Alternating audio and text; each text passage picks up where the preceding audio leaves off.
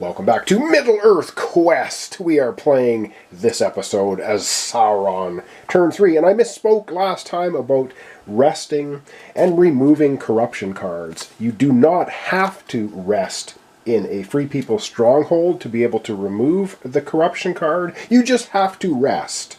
So there you go. And also, I don't know if I've mentioned it yet, which I probably should have, but if you've watched the setup and introduction to the previous playthrough I did of this, when a hero does a rest / or heal action, either at a stronghold or somewhere else, the leftmost Sauron marker moves one space to the right. If there's a tie, then the resting hero gets to choose which of the tokens moves. I don't know if I mentioned that. Alright, it is a Sauron turn. The most exciting turn, of course. And it is the hero rally step, which means a hero sitting on a location with influence, all of that influence disappears. There isn't any on our two heroes' locations, so we don't worry about it. The next step is the story step. So we're going to go up to the top of the board and start moving some tokens. Yes, the highly annoying Free People's token moves 2 spaces every turn. However, we do have our one lovely plot in play at Mount Gundabad, which is this one here. And as you can see, our red sort of army token will move 2 spaces to the right because the plot is active. Our orcs are multiplying. So this token is actually going to move 2 spaces to the right. We still have the other 2 sitting back at the start step. However, I'm pretty sure the heroes are going to have to start resting at some point in time, and then the ones that are behind are going to start catching up a little bit. Alright, that's it for our story step. It is now the event step. We are still in phase 1. See, this is phase 1.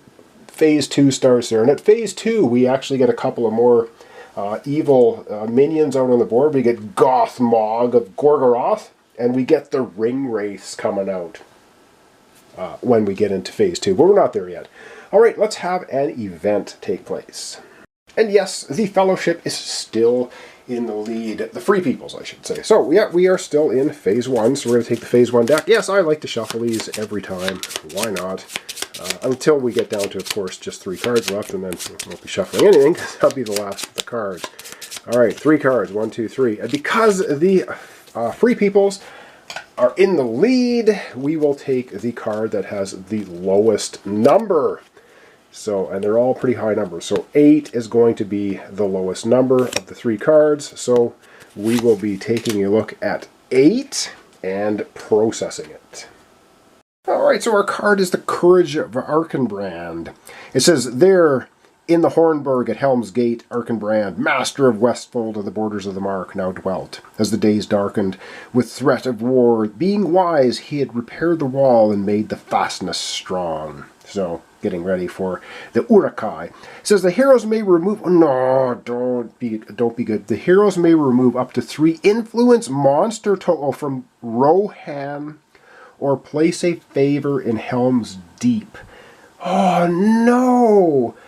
No! Okay, that's not good. And then Theoden is going to come out at the Plains of Rohan, and a favor will be placed in Dunland.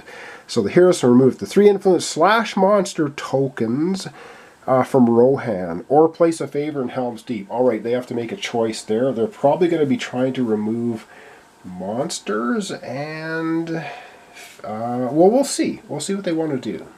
Alright, so the first part of it's a no-brainer for the heroes, because there is not one bit of influence and or any monsters in all of the Rohan spaces. So they're just going to throw a favor down at Helm's Deep, because why wouldn't they? Next, Theoden comes out on the Plains of Rohan, which is right here. So Theoden is going to show up, and he is right here. So you can either get 2 favor from Theoden or gain a horse item. Oh, we don't want Barivor to have a horse. Okay, Plains of Rohan, he comes out, and then we get a favor in Dunland. And Dunland, is it on? Can we see it? Dunland is right here. Yes, so we get a favor coming out in Dunland. So that was actually a very beneficial card for the heroes. Darn it, we didn't want that, but it is what it is. That's the event step. We're on now to the action step where Sauron, the evil player, gets to do their stuff. So let's figure out which two actions we're going to be taking. But before we do that, I totally skipped a step. We were supposed to do the Heroes Rally, the story step. Right after the story step was the plot step. So the plot step means we can play a plot card, and we certainly are going to play our plot card, then the event. Slightly out of order, shouldn't make any difference.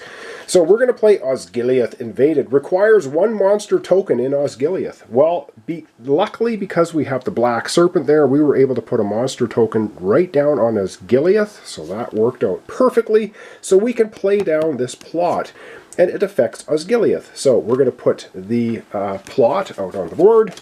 And we are going to put the number 2 here in Osgiliath, and it is very crowded. We have a monster token of favor, the Black Serpent, all jammed up in the one location. Then we go to the event phase, which we've already done, out of order, but didn't make a difference. Now we're into the action phase. And I think the first thing we're going to do for the action phase, this is the start of combat. We are down to one, all we have is one shadow card. That's it. So we better start getting some more plot cards and shadow cards. So we're going to put our first token down here, which means we just grab 2 shadow cards. Off the deck, we get to keep both of these, and we get Do Not Tempt Me. Play during your action step. Oh, cool, which is now choose a hero you may place an influence in his location. He must then discard 1 favor for each of his corruption. Ooh, Baravor's got a corruption. I like it. And we have Lord of the Rings. Play during your action step. We need 6 for this one, though. Choose a plot or shadow card in the discard pile. Show it to the heroes and place it in your hand. Huh. Then if a Dark Messenger plot card is active, advance the yellow story marker space on this 1 space on the story track. Okay, cool. I like this. We're going to be able to play that right on because we have 4 in the shadow pool.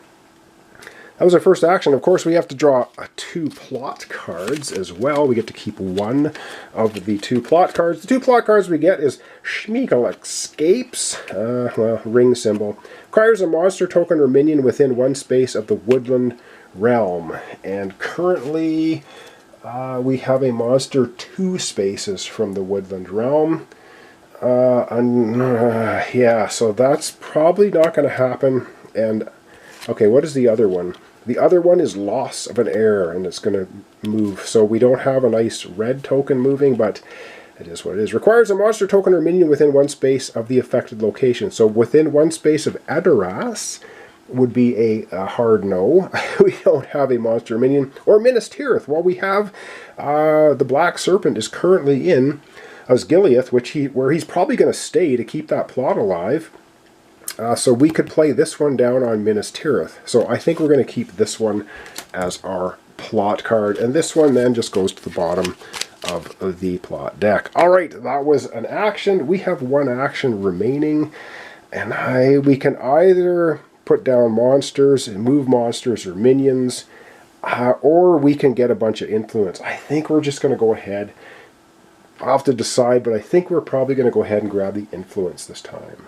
Yeah, I've decided. We're definitely getting 6 influence. Wow, we can't put any in here. We don't need to. So we're going to grab 6 influence tokens, and we can start pounding them out on the board, which is awesome because we want the long arm of Sauron to just grip the entirety of Middle-earth and squeeze it like a grapefruit and have juice everywhere. All right, let's get on the board and start doing that. I have a plan for these, which I think is going to be pretty good.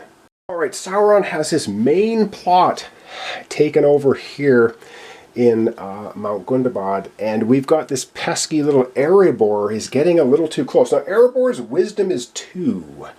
So we want to have 3 wisdom pretty much everywhere he goes, so we're just going to have him going peril after peril after peril. If he wants to go ahead and try to get rid of this plot. So we're gonna jam everything up here. So we're gonna right away put 3 of our 6 peril right here. So if he tries to go this way, he's got peril, peril monster, peril monster.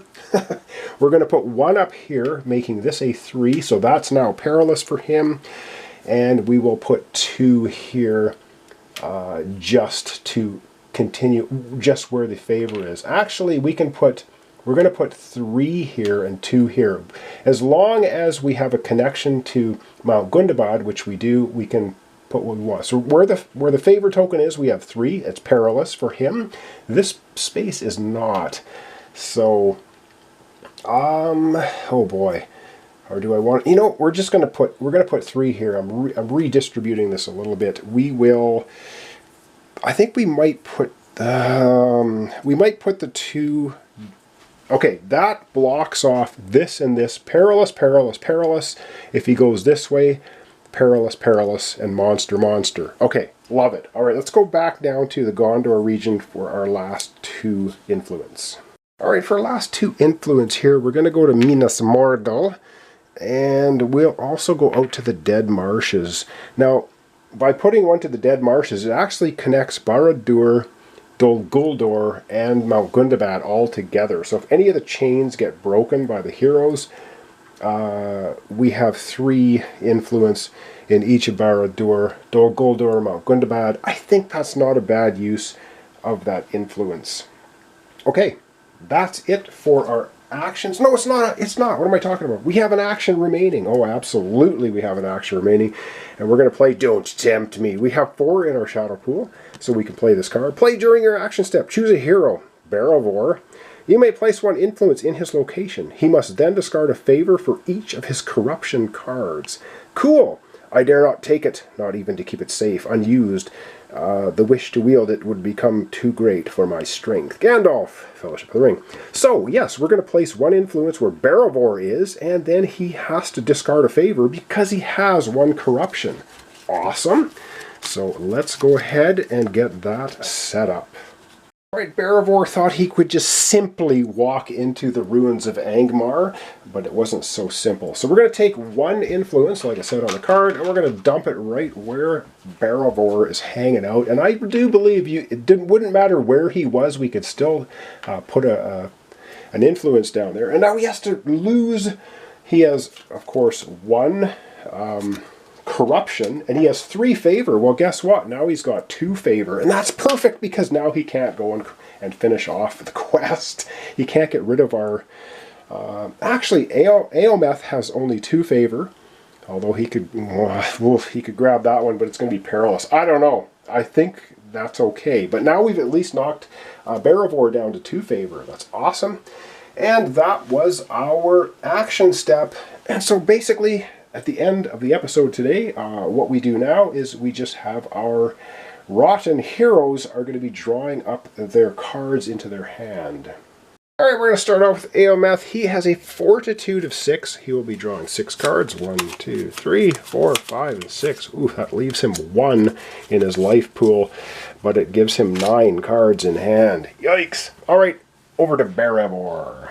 And Barovor has no cards in hand because he went crazy on his last turn. He's got a fortitude now of 7, so he'll be drawing 7 cards. 1, 2, 3, 4, 5, 6, and a 7. There we go. Alright, yeah. And so he'll have 7 cards in his hand for his turn. Alright, tomorrow will be Eometh going again. So we're going to back camera out, wrap up our episode for today. Alright, we got a long angle shot here at the end of the episode. So that's going to wrap us up for Sauron turn 3 today. We got some stuff out on the board we don't really like. I think we have our plots guarded pretty well. Eometh is such a nuisance. He may foil us, but that's going to be in the next episode because when we come back tomorrow, it will be Eometh's turn. So thanks so much for watching along. Thanks for your comments, subscriptions, and likes. This is Middle-earth Quest. We're playing from the Sauron perspective. We're trying to crush those pesky free peoples and take over Middle-earth. Well, we'll see if we can do it. Probably have another 20 or so episodes to go. Thanks so much. I hope you'll join me tomorrow for Eometh's turn.